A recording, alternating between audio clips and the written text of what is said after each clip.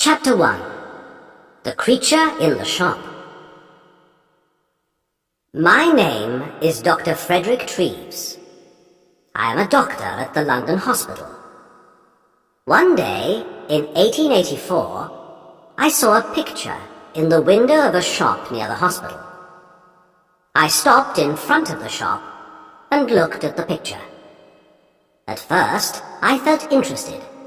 Then I felt angry. Then afraid. It was a horrible, ugly picture.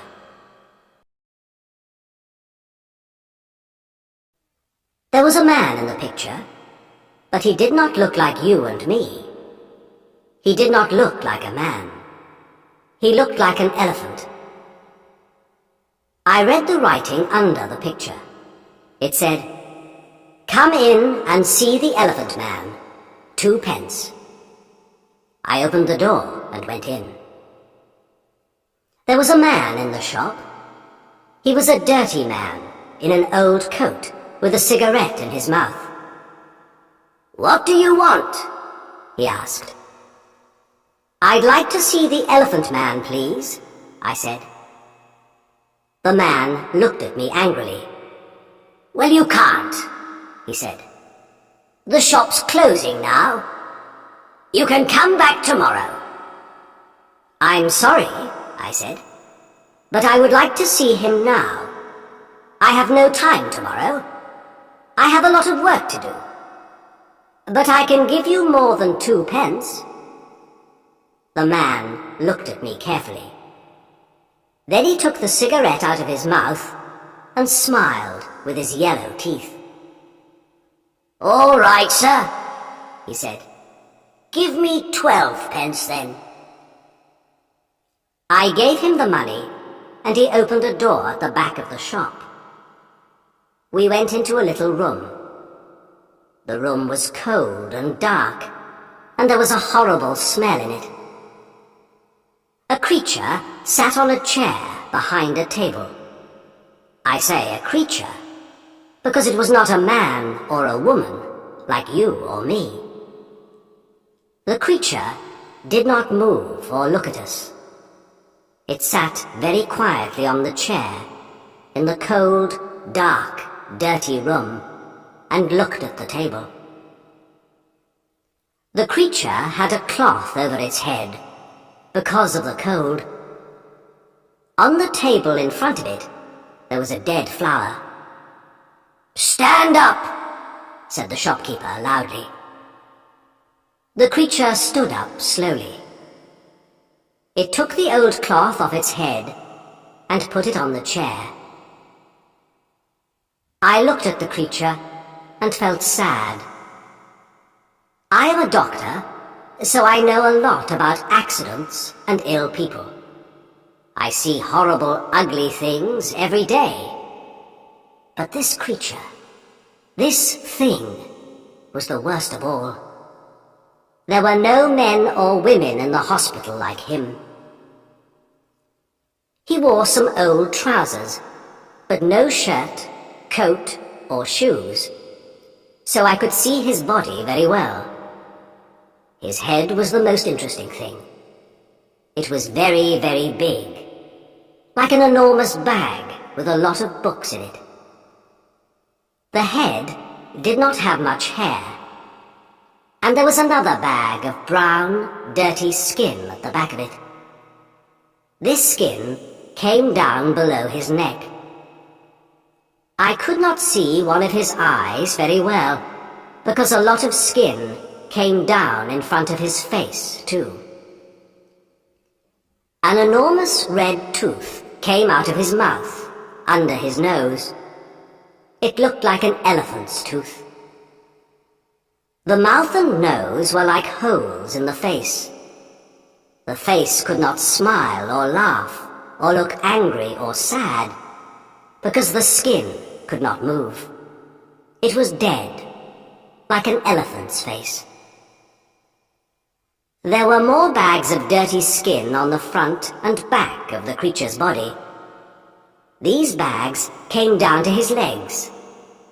The right arm was enormous, and there were bags of skin on it too. The right hand was like a man's foot. But the left hand, the left arm and the left hand were beautiful. The left arm had wonderful skin, and the fingers of the left hand were long and beautiful. It was like a young woman's hand. "Walk, Merrick," said the shopkeeper angrily. "Come on, quickly, move." He hit the creature with his hand. Slowly, the creature walked across the room. But he could not walk well.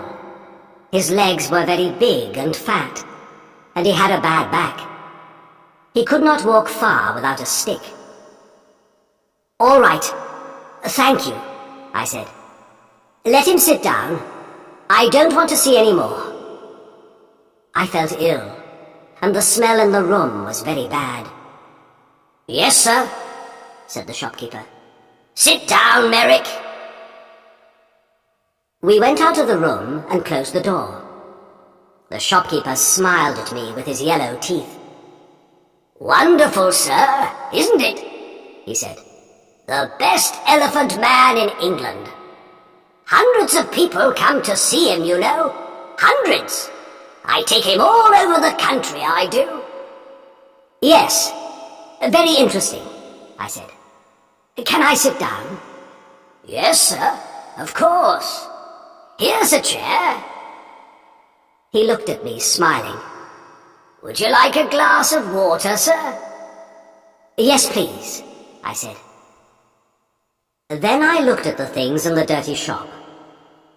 There were 2 or 3 bad apples, and some old black bananas. That was all. No. No, thank you. I'm all right," I said. Did you call the creature Merrick?" "That's right, sir. Joseph Merrick. The best elephant man in England. I take him all over the country, you know. Lots of people want to see him." "Yes, I see. Do you get a lot of money?" "Well, sometimes we do, sir. Yes. But it's difficult, you see, sir, because of the police. The police don't like us, you see, sir. So we can't stay in a town very long. We usually move every week." "Yes, I see. Well, anyway, Mr. Silcock, sir. Simon Silcock. Yes, well, Mr. Silcock, I'm a doctor at the London hospital. My name is Dr. Treves. I think this man, Joseph Merrick, is very interesting, and I would like to see him at the hospital. I want to look at him more carefully, you see." "Yes, sir. I see. But how can he get to the hospital? It's going to be difficult." "Why, man? The hospital's not far from here." "Well, yes, sir. I know. But you see, Merrick can't walk very well. He needs help. You can come with him. Do you want more money? Is that it?" "Well, yes, sir, I do. But you see, people are afraid of him, too. In the road, little boys always run after him and hit him. Then the police get angry because people are afraid. Sometimes they take us to prison." "I see," I said. "Well, how can he come to the hospital then?" "Bring a cab, sir," said Silcock. "You can take him to the hospital in a cab."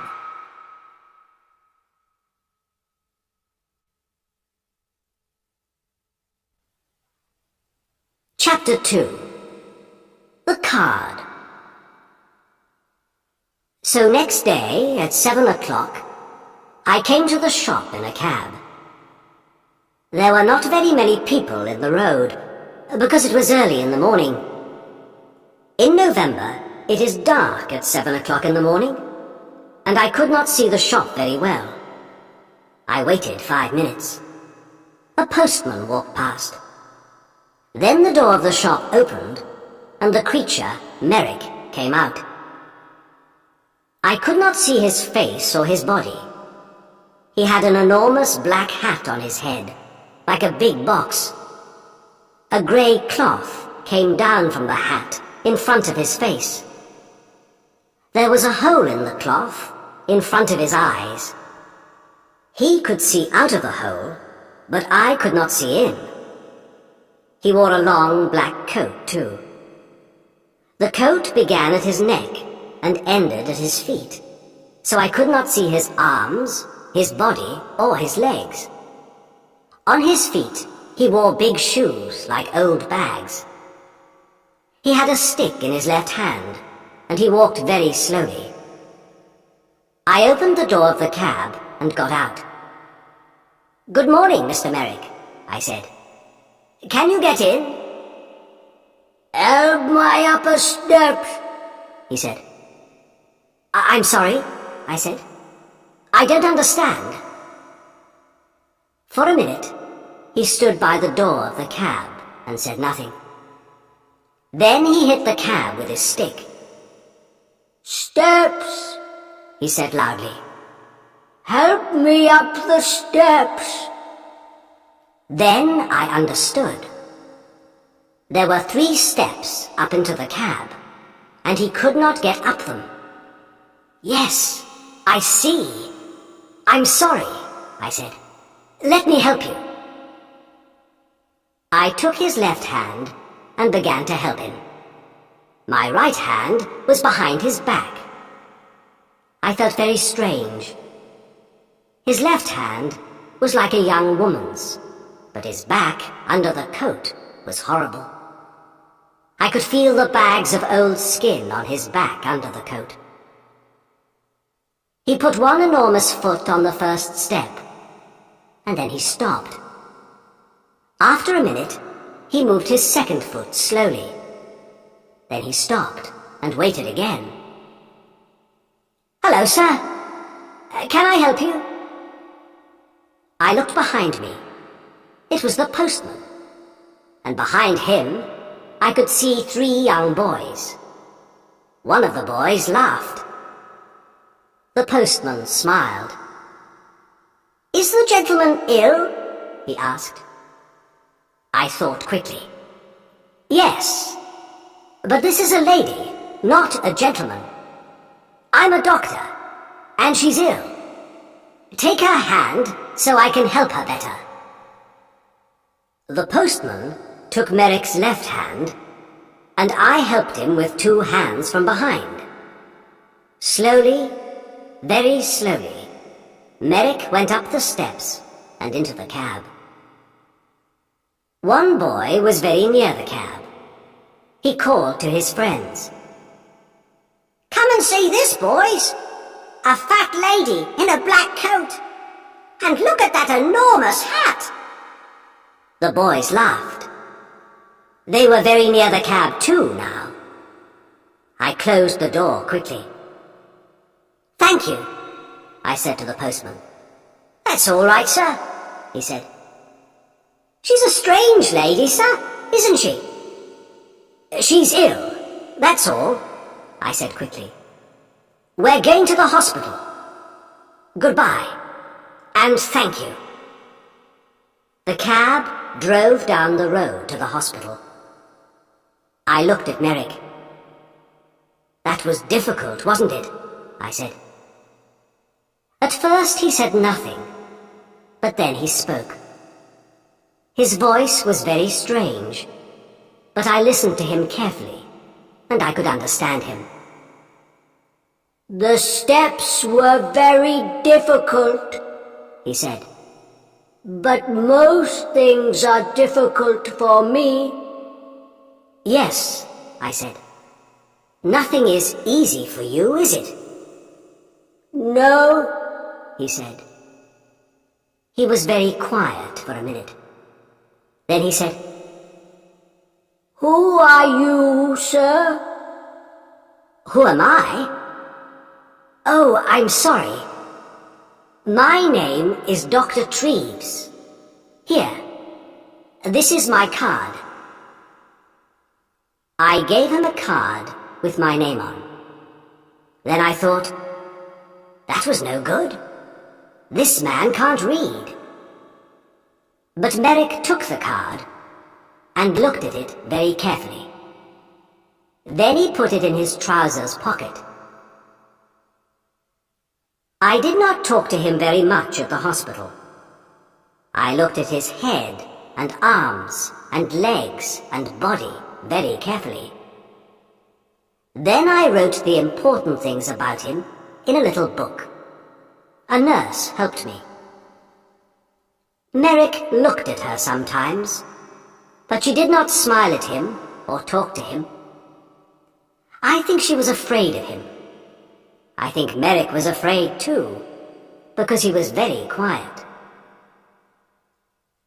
At 4 o'clock, I took him back to the shop in a cab.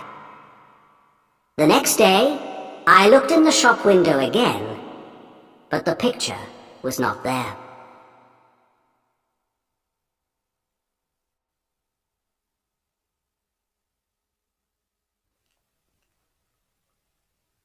Chapter 3.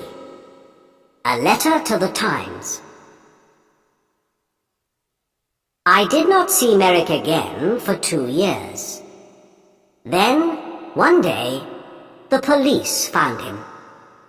He had my card in his hand, so they brought him to the London hospital.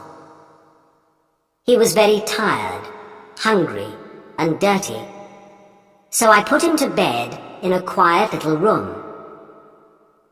But he could not stay at the hospital. He was not ill, and of course the beds in the hospital are for ill people. We have no beds for hungry people or ugly people.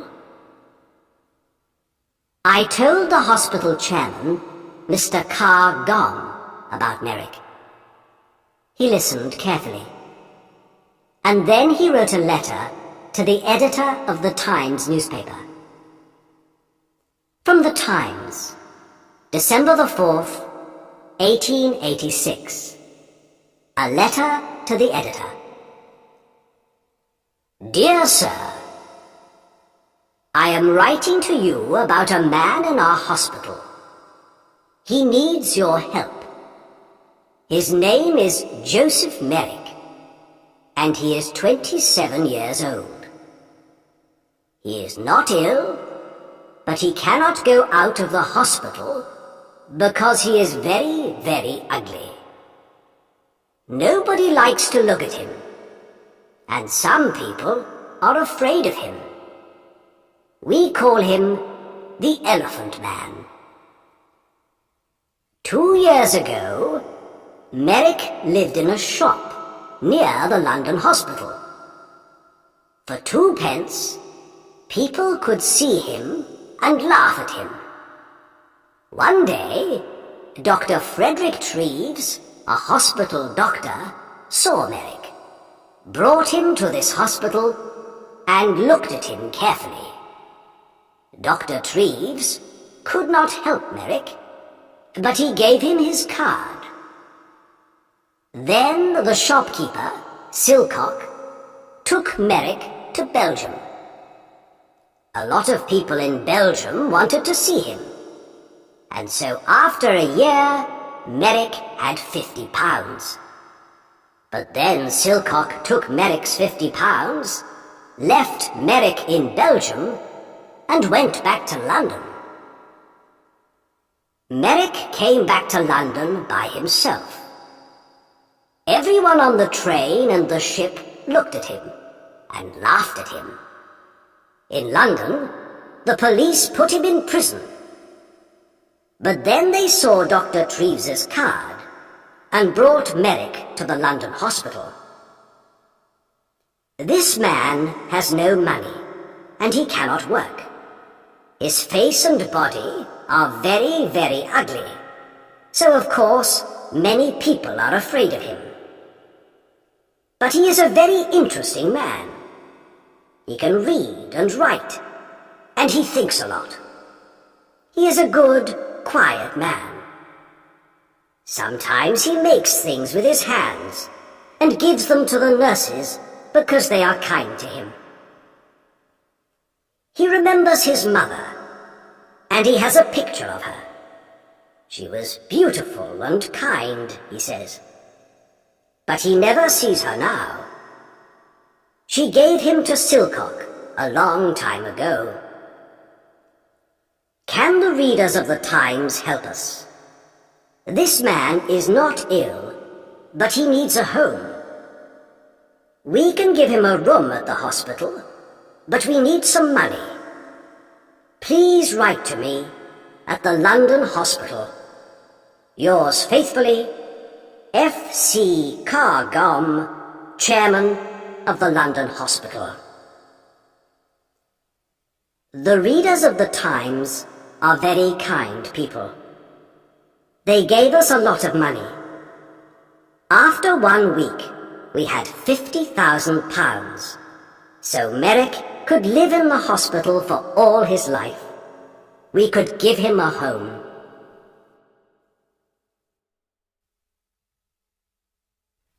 Chapter 4. Merrick's First Home. We gave Merrick 2 rooms at the back of the hospital. One room was a bathroom, so he could have a bath every day. Soon his skin was much better, and there was no horrible smell. The second room had a bed, table, and chairs. I visited him every day and talked to him. He loved reading and talking about books. At first, he did not know many books. The Bible and 1 or 2 newspapers, that's all. But I gave him some books of love stories, and he liked them very much. He read them again and again, and talked about them often.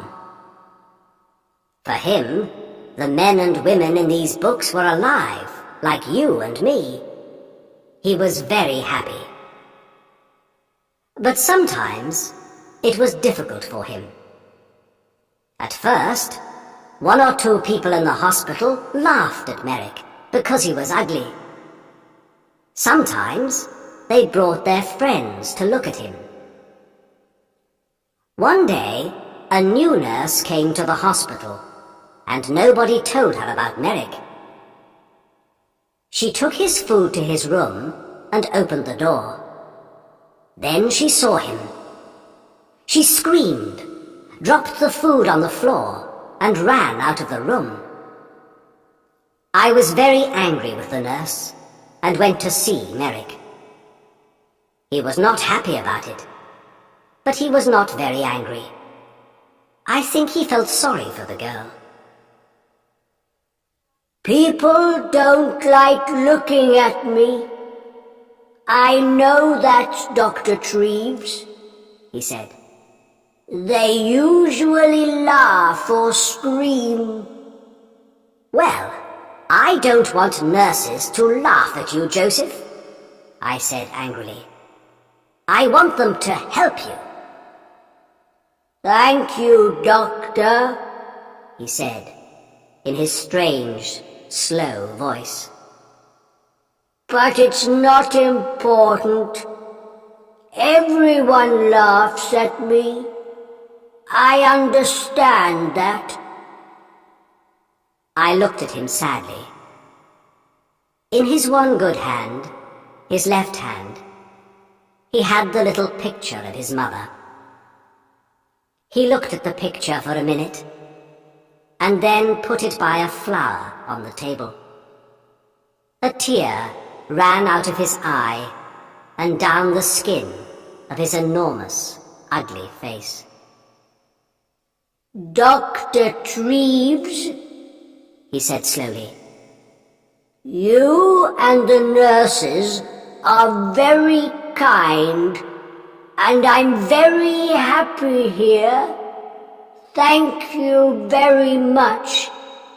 But I know I can't stay here long, and I would like to live in a lighthouse.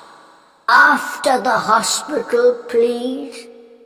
A lighthouse or a home for blind people. I think those are the best places for me. What do you mean? I asked. Why? He did not look at me. He put the flower on the picture and looked at it carefully. Lighthouses have sea all round them, don't they? He said. Nobody could look at me in a lighthouse, so I would be happy there. And blind people can see nothing, so they couldn't see me, could they? But Joseph, I said, this is your home. You live here now. You aren't going to leave the hospital. Not today, perhaps, he said, but soon. You are a kind man, Dr. Treves, but I can't stay here very long. I have no money. I smiled. Joseph, I said, this is your home now. Don't you understand? You can stay here all your life. Very carefully, I told him about the letter to the Times and the money. I don't think he understood at first, so I told him again. He was very quiet for a minute. Then he stood up and walked up and down the room very quickly.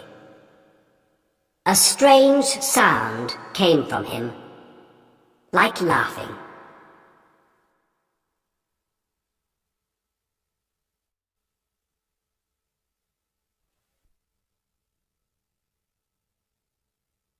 Chapter 5. An Important Visitor. I did not want Merrick to live by himself, like a man in a lighthouse. He read his books and talked to me, but I wanted him to talk to more people, and I wanted him to talk to women. Merrick read about women in his books, but he did not often talk to women. He met the nurses every day, but they did not talk to him very much. For them, he was always a creature, not a man. One day, one of my friends, a beautiful young woman, came to the hospital. I told her about Merrick and took her to his room. She opened the door and smiled at him. "Good morning, Mr. Merrick," she said. Then she shook his hand. Merrick looked at her for a minute, with his mouth open. Then he sat down on his bed, with his head in his hand, and cried. He cried for nearly 5 minutes. The tears ran down his face, between his fingers, and onto the floor. My friend sat on the bed beside him and put her hand on his arm. She said nothing, but she smiled at him and shook his hand again before she left. "Dr. Treves," he said to me that night, "that lady was wonderful.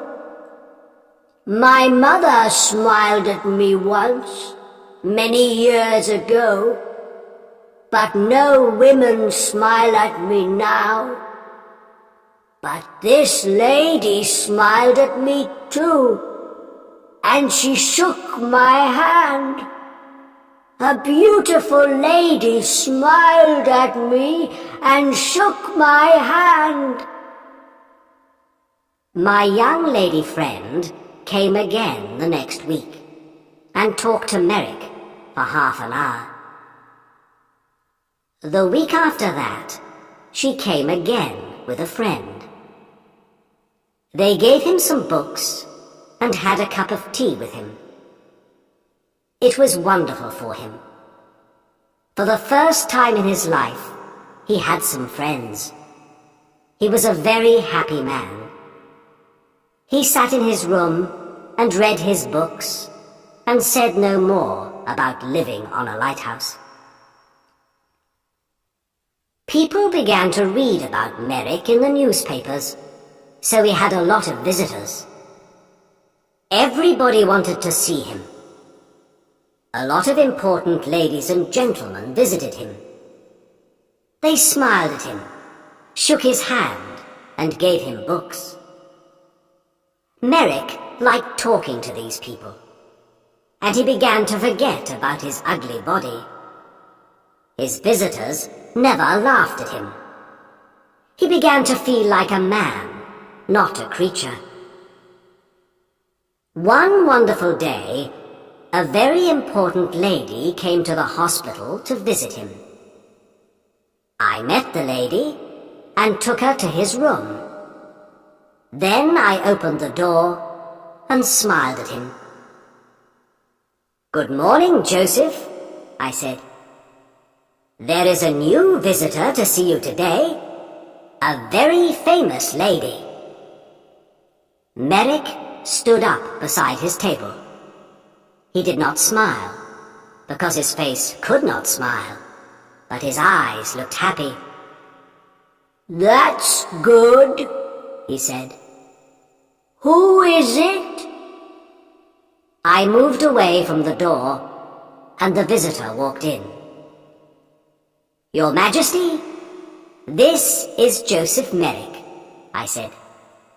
"Joseph, this is Her Majesty, Queen Alexandra, the Queen of England." Queen Alexandra smiled at him. "How do you do, Mr. Merrick?" she said. "I'm very pleased to meet you." Then she shook his hand. Merrick did not move. For nearly half a minute he stood and looked at her with his mouth open. Then he spoke in his strange, slow voice. How do you do, Your Majesty?" he said. But I don't think the Queen understood him, because he tried to get down on his knees at the same time. It was very difficult for him, because of his enormous legs. "No, please, Mr. Merrick.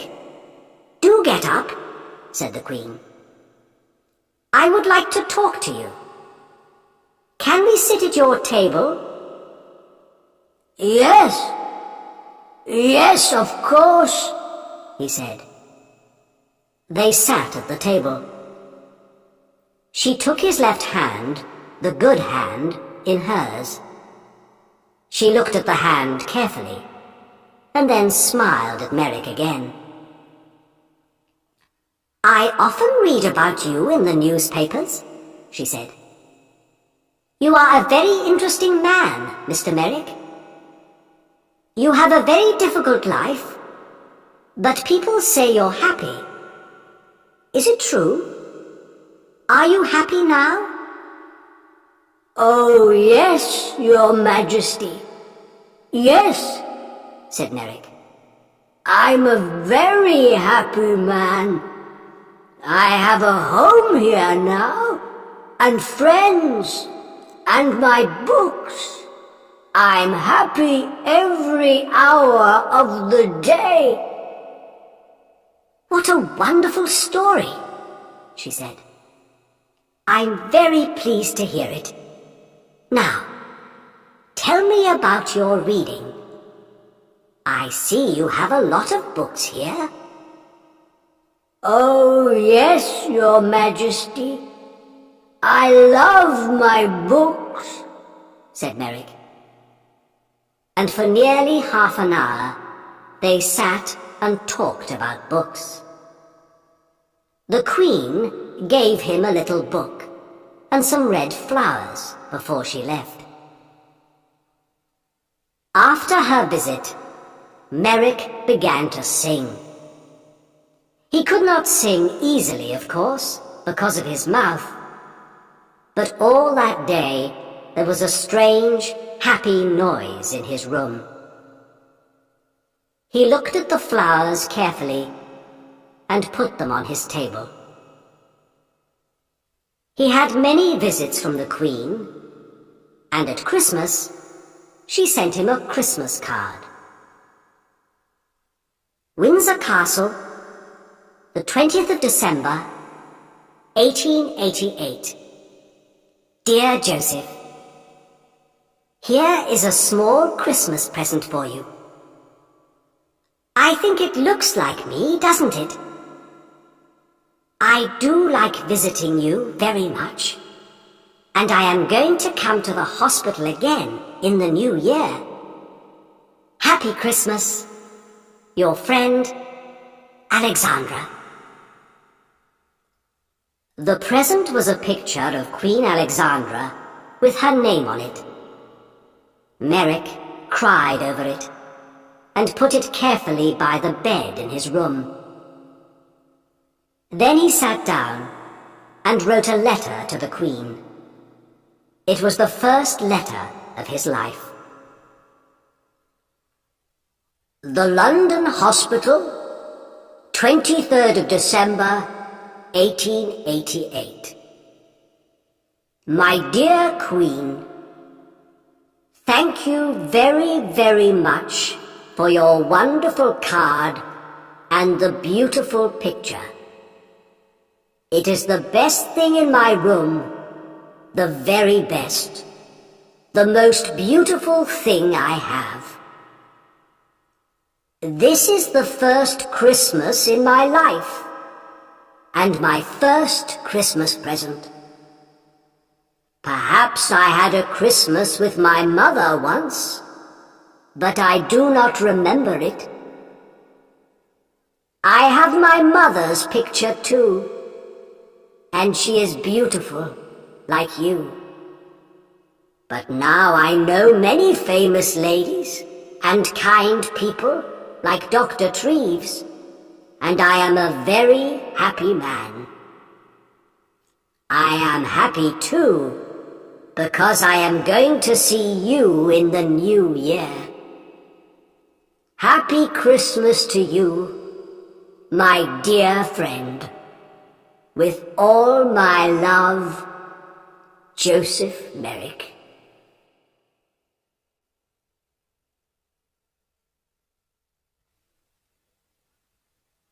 Chapter 6.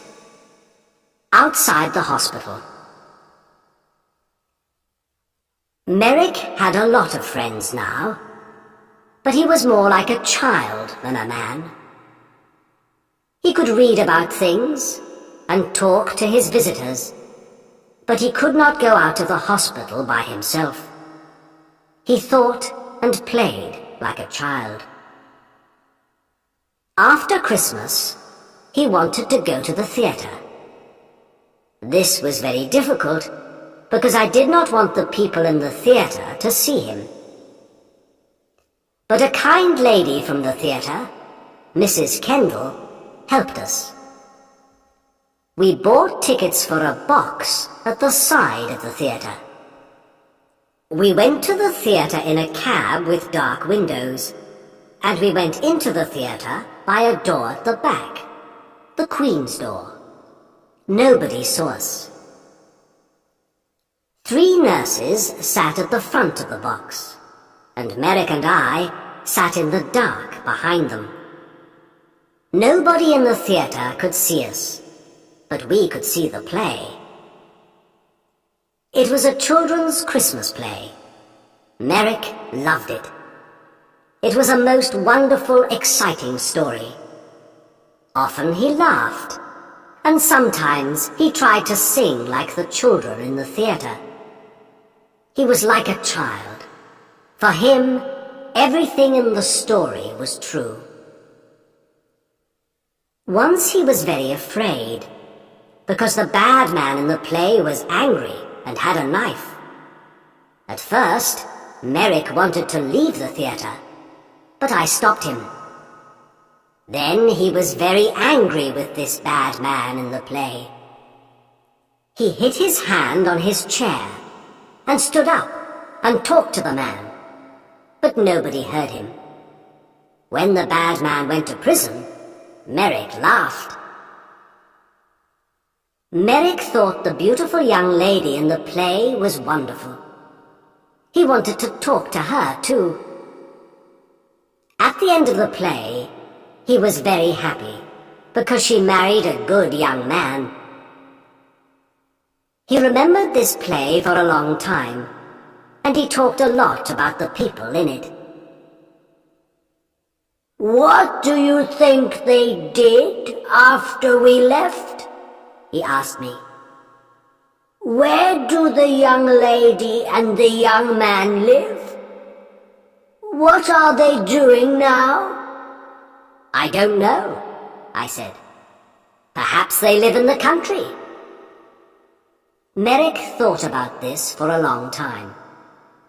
Then he said, "Dr. Treves, can I go to the country, please? I saw the country once from a train, but I never went there. I often read about it in books.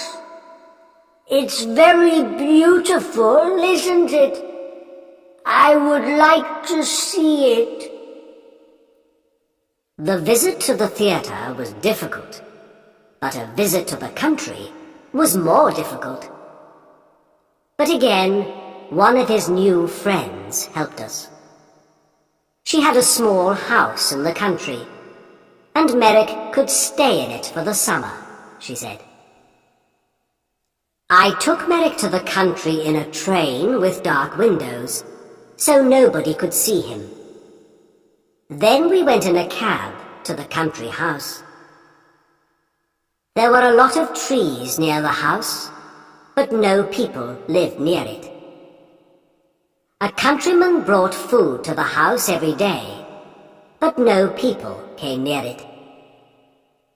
I stayed with him that night. At night, it was very dark and quiet.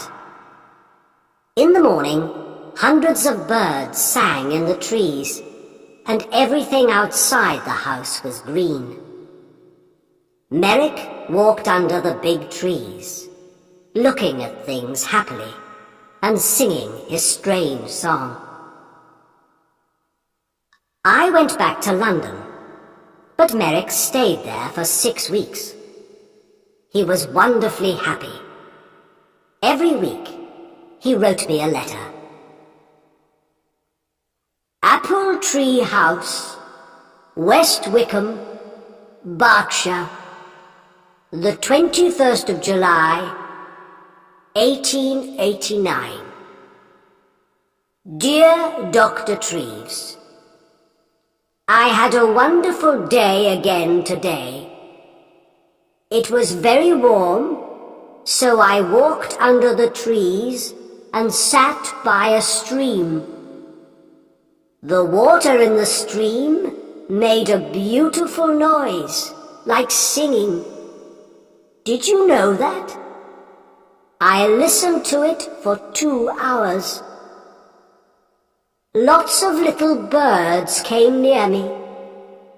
One had a red body in front and a brown back. I gave it some bread, and it sat on my hand. A lot of birds are my friends now. I watched the fish in the stream, too. They were very exciting, because they move very fast. 1 minute they were there, and the next minute I couldn't see them.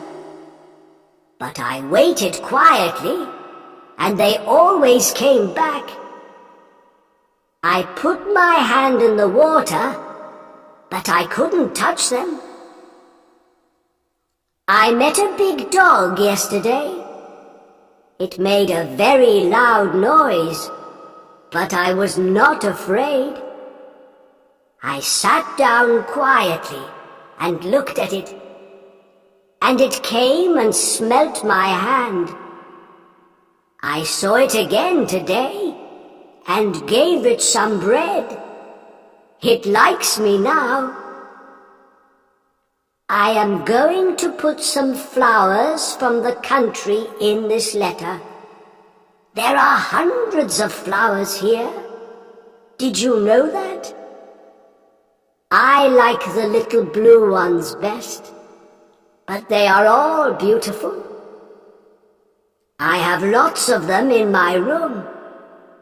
I give them water every morning. Little flowers are very thirsty, you know. I am very happy here, Doctor. But I want to see you again soon, too. With love from your friend, Joseph Merrick. At the end of the summer, he came back to London.